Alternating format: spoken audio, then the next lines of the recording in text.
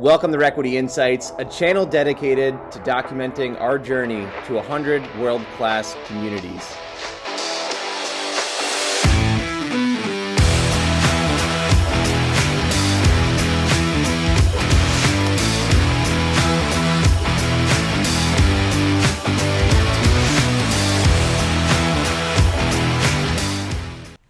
Welcome to another episode of Requity Insights. My name is Velez, and I'm joined by my co-host and the CEO of the Requity Group, Dylan Marma.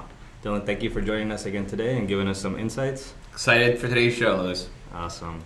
So today's topic is something that I think is top of mind to a lot of investors. The topic is, does volatility equal risk in the market? Are they one and the same? And how we feel about this topic today. Our inspiration for this podcast is a memo that was written by Howard Marks from Oaktree Capital Management. It's titled, What Really Matters? So this memo was really referencing what should matter to investors in the market. Howard Marks points out that during the recent conference that he attended in London, some of the most frequently asked questions were, how bad will inflation get? How much will the Fed raise interest rates to fight it? Will these increases cause a recession? How bad and for how long? So we hope that today's podcast provides some insight on this. Dylan, my first question for you really is, do these questions that were received by Howard Marks, are they echoed in the real estate investment sector? Is it more common with real estate investors, retail ones, or institutional ones? Yeah, I think these are, without a doubt, questions that we're hearing across the board right now, and we always emphasize that, and I think this is something that also Howard Marks emphasizes, who we tend to read quite a bit of, that it's better to prepare, not to necessarily predict, right? So this is the time where the tide goes out and you get to see who's wearing the bathing suit, right? And right now, at this point in the market cycle, this is where you start to see the things that were reducing your risk along the way. Yeah. You start to see those actually show in the returns and the outcomes of the deals that you did, right? If for several years you were somewhat incentivized to take on bridge debt and have higher leverage, and people were being rewarded for taking on more risk with each and every project. And now people that were being more conservative and using fixed rate financing or lower leverage or bringing on more cash reserves are now the ones that are being rewarded in this part in the market cycle. So I think when it comes to the questions of how bad will inflation get, or will the Fed keep raising rates, I think everyone's speculating left and right. And I think more of the questions that I'm answering for investors, how is our portfolio doing with the increase in rates, and how high can rates go? How high can we afford for rates to go before things start to get shaky, right? Or how long do we have on our existing loans before we have to look at refinancing? Yeah. So these are the questions that we probably spend more time answering at this point in the market cycle. And fortunately, we have majority, I think 16 out of 17 loans are fixed rate loans, and all of our loans across the board have several years left in them. That to say, no one is no one's invincible to these risks and to the impact of rates continuing to go up. So I think we're all in this together, as investors, and constantly stress testing our portfolio and being extra proactive with our asset management, property management in times like this, because it's going to be a little bit of turbulence for everybody. So yeah, I agree with that. I think that what you said was it. I forget who it was who said your quote, when the tide goes out, you see who's swimming naked. So yeah, yep. I think it certainly applies here. Howard Marks points out that these questions all relate to putting a heavy emphasis on the short term. And he has a list of beliefs in the short term, which I believe are worth noting. He says that most investors can't do a superior job of predicting short-term phenomena. Thus, they shouldn't put stock in opinions on these subjects, whether it's theirs or that of others. He also says they're unlikely to make major changes in their portfolio in response to any of these opinions. The changes that they do make are unlikely to be consistently right. Thus, these aren't the things that matter. He also says that macro events and ups and downs in the near term are unpredictable and not indicative or relevant to companies' long-term prospects. An example that he gives is that companies deliberately reduce current earnings by investing in the future of their business. I think this is a good segue for one of our questions for you. In terms of real estate, can you give us some examples of this same phenomena where reductions in short-term earnings where reductions in short-term earnings or cash flows can be done in anticipation of future earnings? Mm-hmm. Yeah, definitely. So let's definitely dive into short-term events that may cause fluctuations for a quarter, month, or year, right? Some period of time in the real estate market.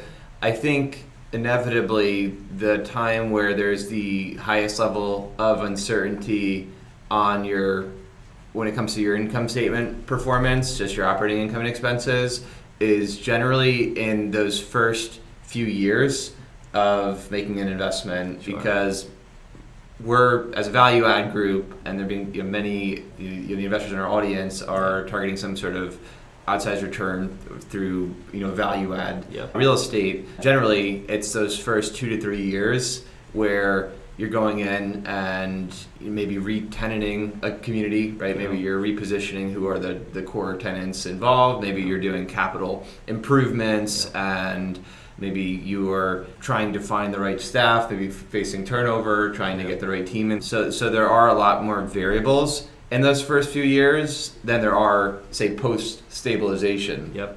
So I know in our case, we've definitely had instances where payroll is above target as we're facing transitionary employment to try to find to build the right team on property, and we're seeing turnover and trying to kind of vet the right staff, or seeing movements in just the labor market as a whole. In addition to that, it's very common to either be above or below target on your income due to not necessarily timing the move outs correctly, right? So if you have an instance where you have 4 unforeseen evictions in 1 month, then you're going to see a drop in your income for that month that may not have been forecasted, but that may mean that you're now going to have higher revenue sooner once you're able to renovate those units and bring them up to market or get them released out, right? So I think that focusing too much on the monthly fluctuations in those first 2 years,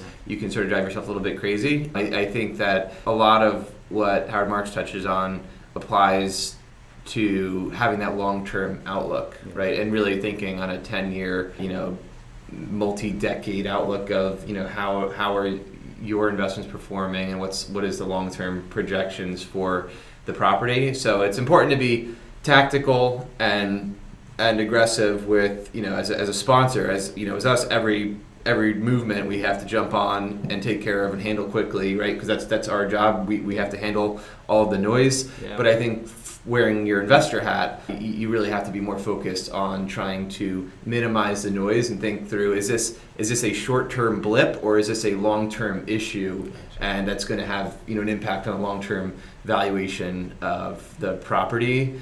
Now, that being said, while you can have early blips in your, again, on your income statement with your operating income and expenses, there are also issues that are more material that you should be well aware of, that, short-term phenomenon can then come to bite you and become more detrimental to the project as a whole. Yeah. And the big areas here really are you properly capitalized on the project as a whole? If you are short on your all-in CapEx budget and the property needs a certain level of improvements in order to perform as planned, that can put your back up against the wall, and you might end up being in a forced seller position or having to recapitalize the project, and that can be detrimental to the investor's overall return. So that has long-term detrimental consequences, as being undercapitalized. Yeah. The other issue is having the wrong, I guess I could say the wrong debt service in place, or if you have more aggressive debt service that is overly reliant on your future projections to the extent where that blip in short-term performance that you didn't foresee coming is can't now meet it. putting you in a position where you're having trouble meeting the debt service in the short term. And again, this falls back on hopefully you have the ample reserves in place, but there can be consequences to the way that you structure the deal which make you more vulnerable to short-term phenomenon, which can then become long-term detrimental to the overall performance on the deal. Yeah. So I think you always have to just sort of be able to bifurcate which are just short-term phenomenon and which are actually long-term threats. Things like, again, the market going downhill, that can be a long-term threat as well. So just kind of being able to differentiate the two in your head, I think are really valuable. Yeah, I think that's really informative, Dylan. I know that in traditional investing, it's common to see that investors treat their positions almost as something that they trade. Does this mentality cross over into real estate investing? And how can investors really begin to identify that with that ownership role when it comes to real estate investing? Well, I think as an investor in real estate, I'm speaking mainly towards those investing in commercial real estate who are usually doing so through either REITs, direct ownership, or syndications as a limited partner. Yeah. As first you have to decide as an investor what is your strategy, right? And then you have to figure out which of the various strategies aligns with me, right? Am I really planning to scale and become a large scale direct owner of real estate, and in that case putting myself in more of like an active day-to-day business to handle the asset management of the or does it make more sense for me to partner with experienced professionals, and in that case go towards either private individual deals? Does it make more sense to private funds, private REITs, or do I see a value in the public REITs, right? Yeah. So first you have to start with do I want to be active or a true passive investor? Yeah. And then it's which of the strategies best aligns with me. So a lot of the private market, the value add market, is in a business where they're essentially going out and flipping properties. They're just doing it instead of on a, like you'd flip a single family house. They're just not on a 6-month timeline or whatever it might be. They're on a, 3 year, 2 or 3 year timeline, and they're just really in this for the absolute highest IRR possible during that short period of time. And usually the philosophy is that, again, if you're able to maximize your IRR in that short period of time, you've already captured the majority of the value, then take your chips off the table, go reinvest into the next project, and over time you'll see the compounding effect of being there during that short window where you're capturing most of the value from these. So that's one train of thought, and then the other train of thought is thinking more along the lines of being focused on the long-term compounding growth that can take place investing into the right assets in the right markets, and thinking about what is the hopefully you have some nice potential in those first 2-3 years that you're executing on the value add, and then maybe you have the chance to refi and pull some of your chips off the table once you've created some value. So you have a lot of tax advantages working in your favor there, and then you also have tax advantages that come from not selling the property, and then you can hold and really be thinking more about the long-term NOI growth potential, which is long-term value creation. In our case, that will take shape over time, and thinking more about how many times over can this one property multiply my money for me, right? Yeah. Or is this a safe?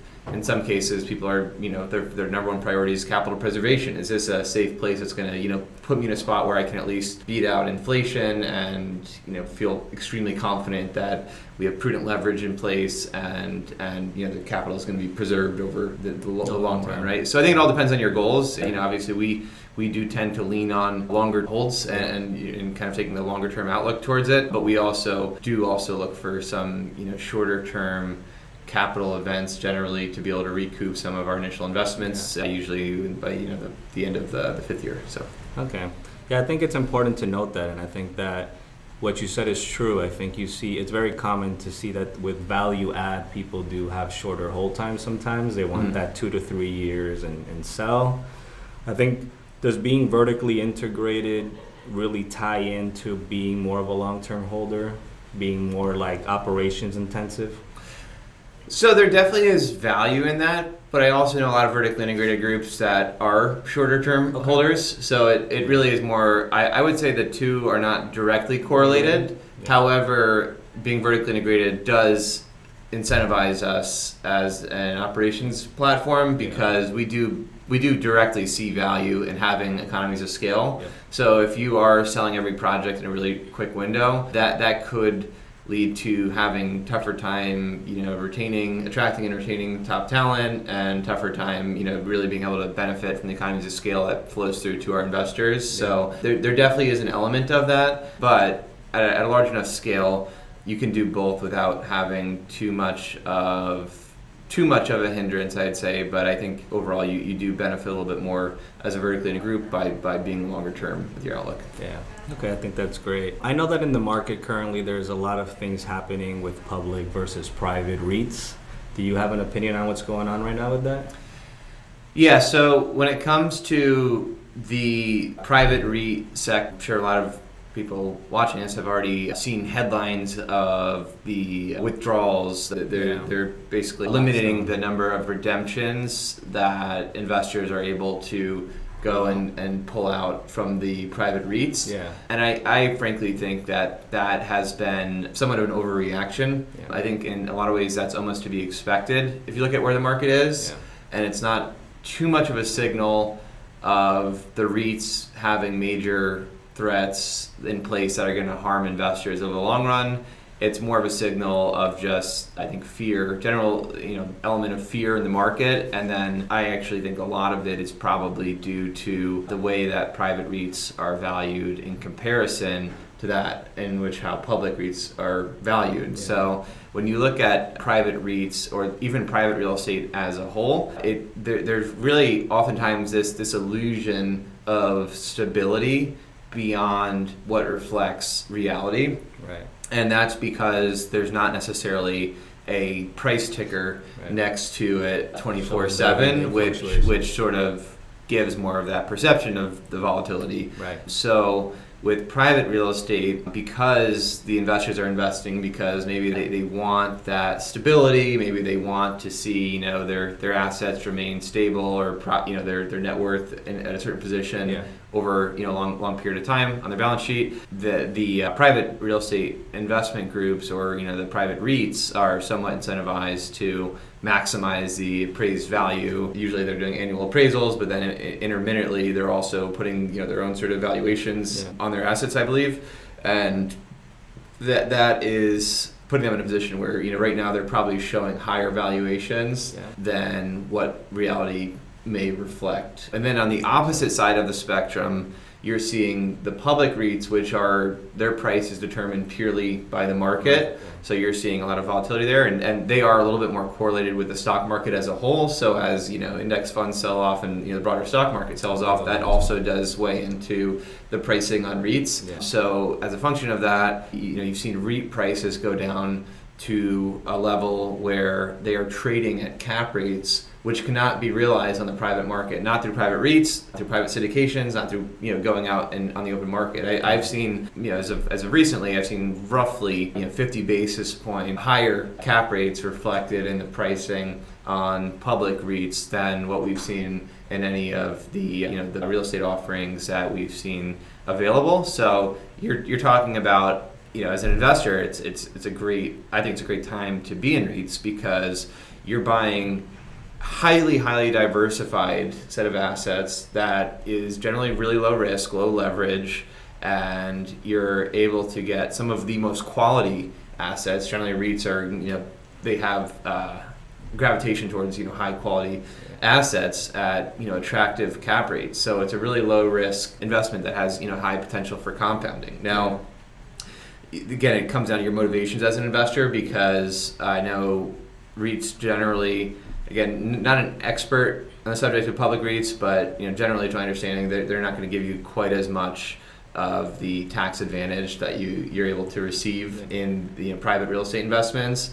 And then they're also not as likely to see, especially because they're spread out over more assets, you're not going to see a major refinance or capital event where you're getting a lot of your money back, tax deferred, and then being able to continue to compound in cash flow. And even the dividends are generally a little bit lower than what most private investments are targeting. So there are pros and cons without a doubt, but I think right now, with where REITs are priced, I think it's a great time to consider it as a long-term play. That's great, yeah. Dylan, I have a question for you. In your opinion, is short-term investing or trading more comparable with gambling than investing, or what's your take on that? Yeah, so when it comes to, I kind of want to just take a step back actually and just throw something in on that last point. Yeah. So just a note on the private versus public REITs, to summarize, why would an investor, why would they want to remain in this private REIT when they could pull their money out and go buy a public REIT at a more attractive price point, right? So I just want to make that clear. That's the issue that we see right now, is that if they're in this REIT that might have similar quality assets, but it's valued at a 5 cap, but they can go and sell that at a 5 cap and buy at a 6 cap on the public sector, then it's a pretty obvious choice, right? So I think that's what's creating a lot of the friction personally, and I think that plus just general fear in the market, and that's why they have redemption limits, because these are still illiquid assets. So that's kind of summarizing my thoughts on the private versus public. So it's kind of just like a shuffling of the money, people moving it from one asset to another. I think that's the case, yeah. Or maybe just take some of their chips off the table to kind of see how things play out. Yeah. And I also think that the hypothesis I think that a lot of investors are operating off right now is that maybe the public REITs that are trading at higher cap rates, maybe that reflects the future of how assets are going to be valued, and maybe the market hasn't adjusted yet. So that's like a future indicator, because they're a little more liquid than most of the market. In your opinion, is short-term investing or trading more aligned with gambling than actual investing? So gambling, I would use somewhat sparingly, but I think you should understand how much weight your investment, the timeline of your investment, carries when making an investment. I think that when you're buying at a time period like like we've seen in the last few years, where your investment performance on your 2-year projection is highly geared towards being able to sell at a lower cap rate than we've seen historically ever, that making that a bet that's really focused on cap rates remaining low, I think that could be viewed as more speculative than looking at buying a property and saying that we're going to hold for 7 to 10 years and try to sell at the ideal time to be able to realize our investment, right? Or having just kind of a longer term hold period, because it's that window of time, capturing that window of time and trying to actually pinpoint exactly where values are going to be at a certain period of time. I think that's where there's risk involved. Yeah. But I think you can hedge against that. So I think that as long as you've stress tested it, if you're someone that buys for 2 to 3 years, I know a lot of guys out there, they that's their strategy, and they hedge against that by saying, well, we're going to make sure that if rates go up and we can't get that kind of a sale price, that we're at least in a position where we're solvent to refinance the property and then hold until a later date to be able to sell at that low cap rate or lower cap rate. So I think it's fine to buy and be able to target an early sale, but I think that from our viewpoint, we like when you factor in all the tax advantages that come from the longer term hold and compounding nature of these investments. That generally just tends to make more sense to us personally. Yeah, it seems like it just aligns with different people's business plans. Totally. Yep. If most people start companies to operate them and enjoy the long-term profitability, why do you think investors or partners that invested to them are so focused on short-term stimuli? So I think it's just human nature, right? When you make an investment, that you want to be making sure you're paying attention to that investment, and if you see major ebbs and flows, that you should be aware and questioning. I think it's a good habit is to question, what is the cause of the short-term stimuli. Yeah. I would just make sure that you take a step back and you again analyze, is this a long-term threat or not, right? And I think that's all it is. I don't think it's necessarily a bad thing, but I think you just want to be able to make that kind of differentiation and remind yourself that this is an investment. It's never no investment's ever tied to a pro forma for good or for worse, right? Yeah. It's the pro forma is just exactly that. It's a pro forma. There will be times where the market changes and you're going to have to recalibrate and reforecast. But again, as long as the end result is net positive, I think, and somewhat on track to the initial target and hopefully above it, that you're going to be in pretty good shape. Yeah, it sounds like as long as they're asking the right questions and not necessarily making rash decisions, it's just almost their duty as a good investor to ask those questions. Yeah, I think so. I think it's fair. Yeah. How important is it to have a well thought out long-term strategy in place from day one? And how much room for deviation do you think exists with short-term market conditions? Well, I'll answer this mostly pertaining to real estate because that's obviously what we know and do. So I think having a long-term strategy is extremely important, but I do think that being able to iterate on that strategy and reforecast on a somewhat regular basis is also important, right? There's a reason that every single October we get together and we reforecast for the following, because there are things that market-wide that are impacting us all, right? I don't think anyone saw a few years ago insurance rates going up to where they are today, and more recently you've seen sort of the impact on payroll, and you've also seen impact on utilities in some areas of the country. So I think that having a sense of flexibility is extremely important, and I'm also not a believer in having, even when it comes to like your capital improvement budget, having an ultra rigid plan in place for every dollar of capital improvement, because there are going to be ideas that once you're in the investment 3 or 6 months down the road come up, and after listening to residents or getting a overall look and feel for the property, now as you've spent significant time there, that you see that this might be a better ROI than what we initially had planned, and we think this is going to make more sense. So I think that having flexibility is very important, and I think it's sometimes even undervalued in the real estate world, because we're all we're all putting together these pretty rigid pro formas, but I think you have to look at it for what it is. It's good to have a solid plan, but also good to be flexible along the way. Yeah, I agree. I think that listening to the residents is key as well, what you just said, finding out what's almost like the most bang for your buck, so to speak. Yep. Howard Marks defines risk as the probability of a bad outcome, and volatility as, at best, simply an indicator of the presence of risk. Do you feel you agree with that statement? So I think this hits home well to us, speaking towards our journey over the last 2 years or so, as we've entered into more real estate types that involve more of a short-term rental component to it. Because initially, I think I felt strongly that I really only want to do real estate ever that has an annual lease, and I value that sort of sticky nature of having guaranteed income for the year in front of us, and being able to pinpoint down to the dollar sort of what our next year's income could be, especially if you're talking about like a tenant-owned home, mobile home community. You can really you can really have an accurate picture of what the next year's income is going to be, especially post stabilization. And then getting into more short-term rentals and the RV campground space, I think initially I had the perception that most do, that the volatility of the income stream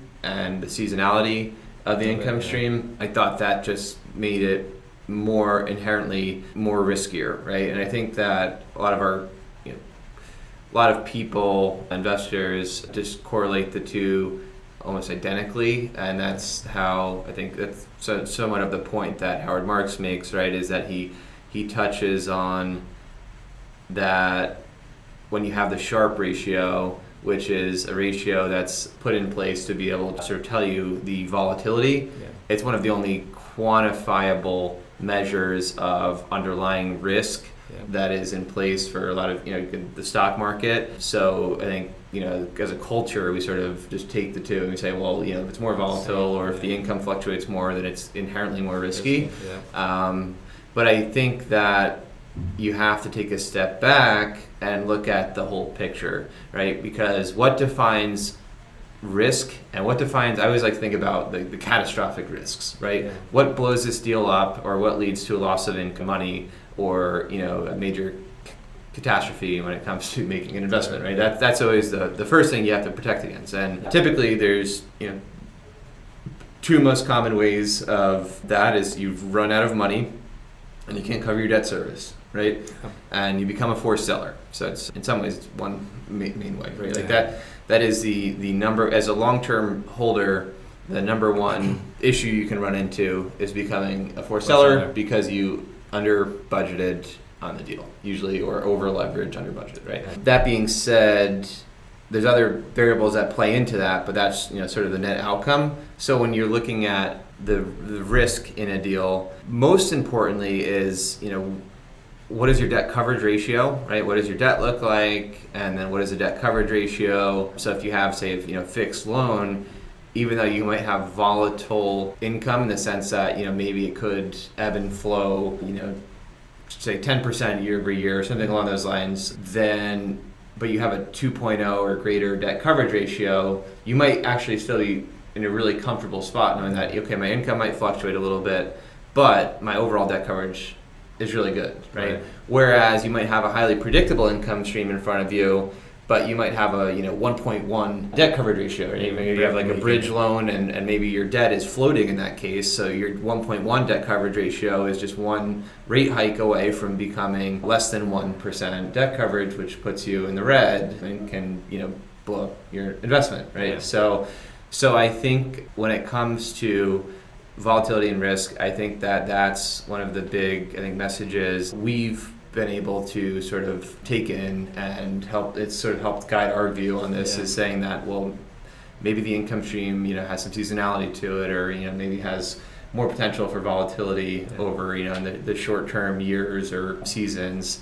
But that said, there are other things we look at that can help us de-risk the investment and arguably make it a more attractive risk-adjusted return over a long span of time than a less volatile investment or income stream.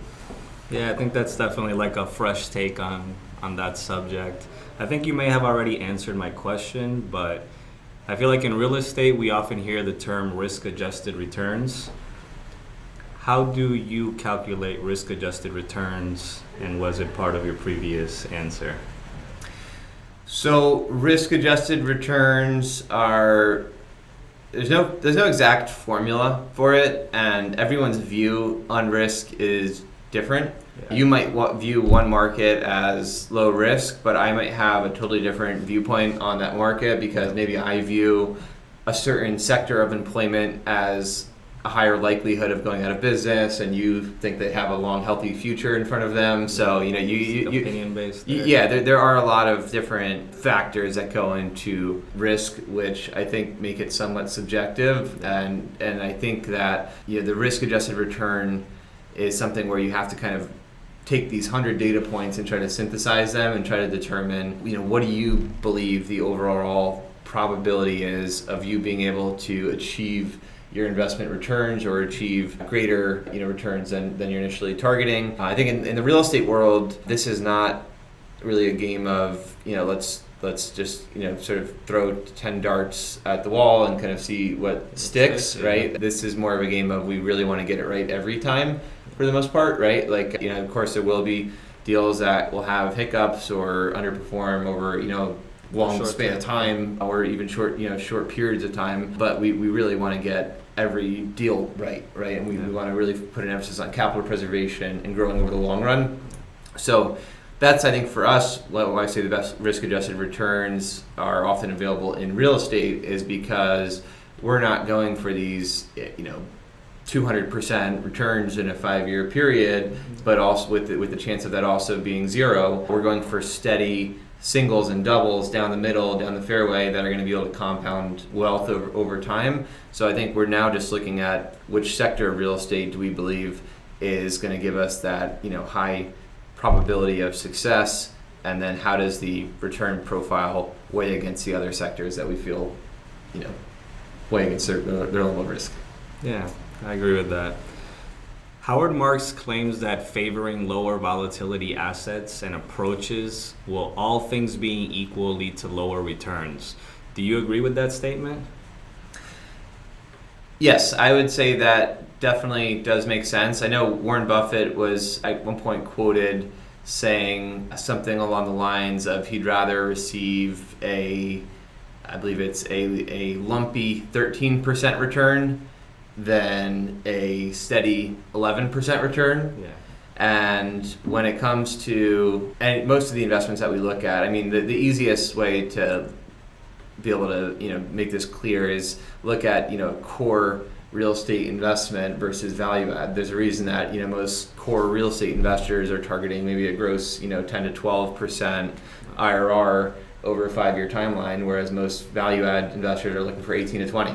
Right? And big difference. Why is that? It's because core generally has lower leverage. It's in the best areas in the country, and it's got the lowest. And there's no value add plan. There's less variables that go into the mix, so it's just a slow and steady growth play over time. Whereas value add plays, there's more variables, so inherently more risk, and they're going to be targeting a higher return. So I think anytime you add more variables, you should be looking for a little bit of a higher return because it's adding more risk. Yeah. But I think inherently over time, I think targeting personally, my belief is that the value add stuff over time will lead to a better overall return than buying just core assets will. Yeah. A popular topic right now in the real estate industry is the incorporation of short-term rentals into portfolios. What's your opinion on that topic, and do you think that the short-term volatility can kind of be outweighed by the profits that it could generate? Yeah. So I definitely have heard a lot of sort of gloom and doom, the short-term rental industry right now, and people saying there's writing on the wall, it's going to slow down, it's going to get oversupplied, et cetera, yada yada. But overall, actually, I think that to some extent is an overreaction, overstatement, because we have to remember, what we're purchasing in the beginning if you're buying a short-term rental. And we don't own, just so everyone knows, we own short-term rentals within larger communities. We don't really do too many isolated short-term rentals, but we do kind of follow the space because there's some overlap. So when it comes to the short-term rental space, we have to remember that we're buying a residential home and converting it into something that can serve people on a short-term basis in exchange for a higher potential yield. So in a worst case scenario, that short-term rental is going to turn back into a long-term rental, right? As long as you have good debt on the property and the debt is at a conservative enough level where it can still function as a long-term rental and cover the debt service, and you're in a good market that you think is going to overall go up in value over time, hopefully, then your downside is only so great in my view. So I always want to look at what is the downside, and as long as I think the same reason that we underwrite anytime we have any kind of short-term exposure on RV or cabins or houses, we always sort of stress test it and say, okay, if we had to pivot and turn this into an affordable housing play and run everything with annual leases, could we successfully pull that off? And that's kind of one of the big stress tests we do. Yeah. And as long as we feel confident that that's the case, we say yes, this market would support it.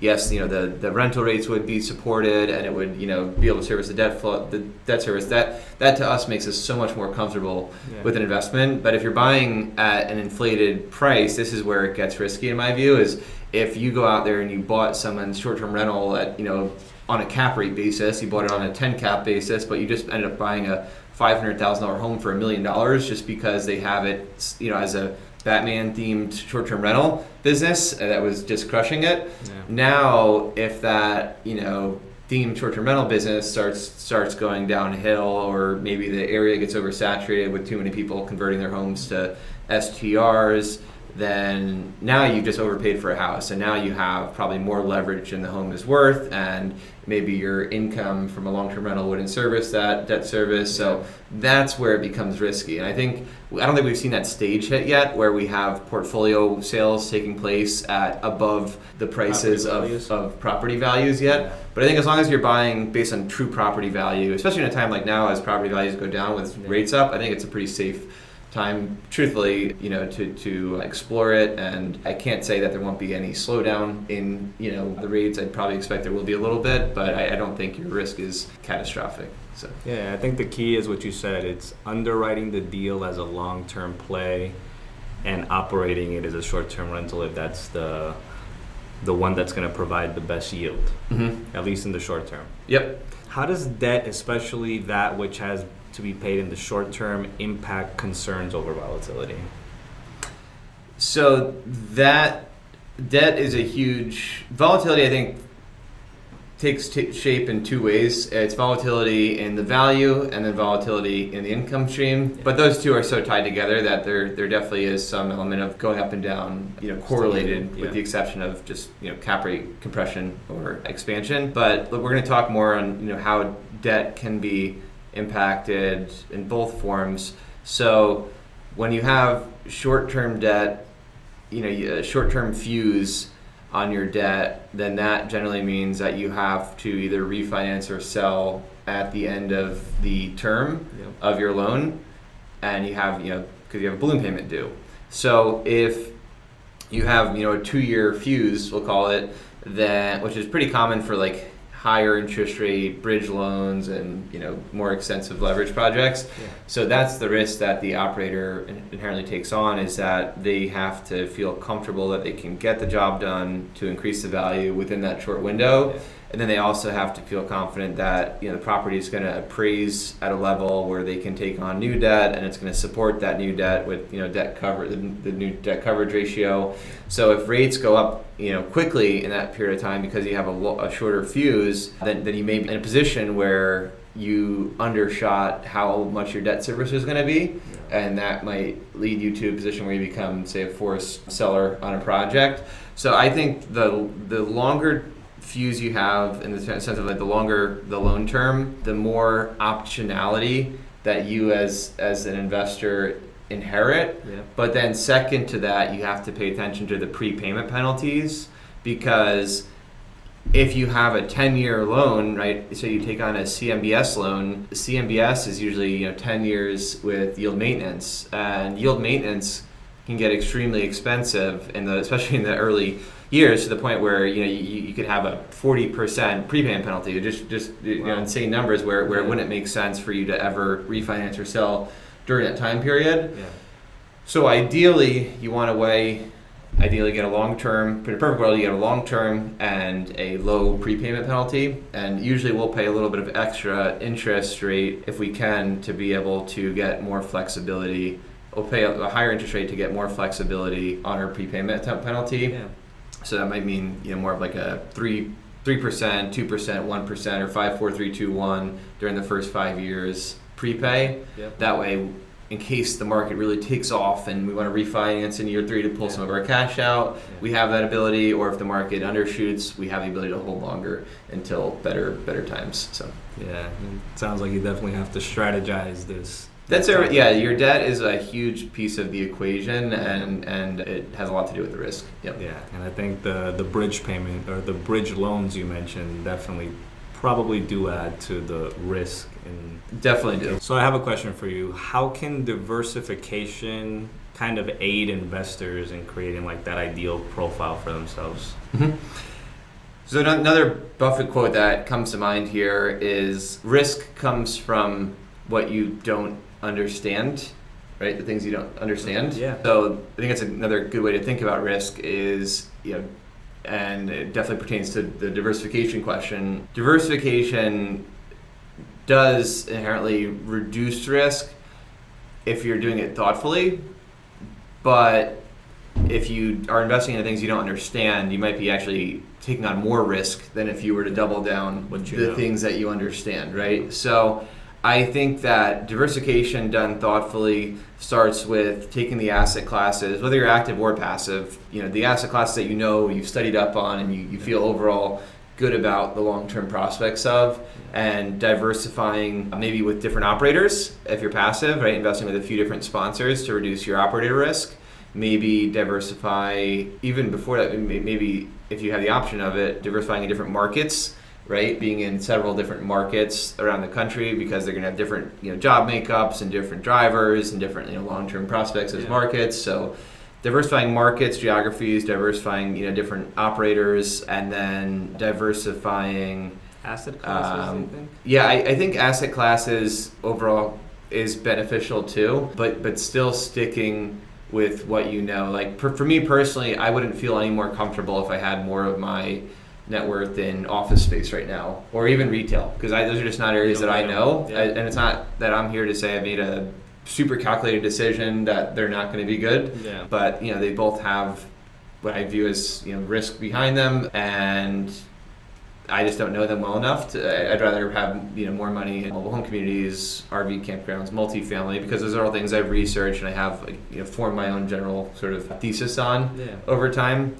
But I think there's value definitely in being able to at least get into maybe 2 or 3 different asset classes within the real estate sector. Especially if you're just talking real estate within your real estate portfolio. I think there's definitely value in that, because we all face different risks at different times, right? Like multifamily was for the longest time up to recently facing the risk of the Fed raising rates, because cap rates were so correlated to where rates were that I think we all believe that there's an undersupply of multifamily across the whole country. I think we all believe that this is a really good necessity that is going to be valuable to the country as a whole, and the long-term prospects are great. All these big apartment buildings are going to be there in 30 years from now. But at what price is it too tied? Are you going to buy it with negative inverse leverage taking place at that point? No, right? I think you still probably have a certain level of, we want to buy it at a healthy cap rate. We want to certain to be able to justify this, and maybe you're at risk of the Fed raising rates as they did, because that's going to hit the valuations harder than it is on other asset classes that maybe had higher cap rates prior to rates going up. Yeah. Especially even again, that's back to location. Buying I in the middle of Miami at 3 cap rates versus buying Kansas City where you had a much higher cap rate. I think those assets are not going to see as big of a swing in valuation if you're buying in the Midwest or so, because they already had a big enough spread over where interest rates were. So that helps diversify. Whereas RV campgrounds were really not being impacted nearly as much on the valuations due to rates going up, because they already had such a high healthy spread ahead of time. But again, that has its own sort of the growth rate in that industry is coming from a whole different set of trends, such as the desire to go camping, or the desire to live in their RV, depending on the type of campground, and the growth trend that we're seeing when it comes to outdoor hospitality. And then mobile home communities, again, similar drivers to the traditional multifamily, but still different demographics there, that maybe you have more credit risk at play, right? They're going to have a harder time maybe paying the bills because it's more similar to maybe a C-class multifamily than an A or a B. So different risks, different investments. My diversification advice is, for what it's worth, is really not to go into 8 different types of real estate, but spread yourself too thin. Diversify markets, diversify sponsors, diversify asset classes, but do it sparingly where you really still feel like an expert. How do advances in technology and data analysis impact the way that we evaluate and manage risk? Well, I think that data in real estate has really revolutionized everyone's ability to understand markets and to be able to better price, evaluate any asset, especially from all across the country. I mean, we can use Google Maps and literally walk streets in completely different states on the other side of the country, and then you can have CoStar giving us data on all of the relevant sales in seconds that took place in that area of the country, and then you have apartments.com telling us real time the movement of rental rates. So in an area like multifamily where you've had so much data, you now have so much data available, I think it allows us to spot these trends sooner with less effort, to see sort of how markets as a whole are doing, both on just a general level and a more like asset type specific level. And then when you deal with say alternative real estate, MHRV, etc., you have a little bit less data, but we still can use all of the market data to help us sort of form our overall projections. And then in some ways the lack of data creates value too, because the more we do manual work to figure out the data in that market, the more we're able to sort of get an edge over. It's a barrier to entry. It's a barrier to entry. Yeah, exactly. So sometimes when you have less market data, that also serves as a barrier to entry as well, because those that have the data or have done the work to roll up their sleeves and figure it out have sort of an edge over the competition too. So pros and cons. Yeah, absolutely. I think as more eyes begin to look specifically at a specific asset type, that's when the data seems to begin to compile more and more. So Yep. We're probably in the early stages of the RB Chem growth space, right? Yeah, I think so. I think it will definitely continue to compound. I don't think it'll ever have as much data as multifamily because it's just not a big enough sector for that. But it definitely should get a lot better than where it is now. Yeah, for sure. How do your risk management processes and strategies evolve and adapt as market conditions change?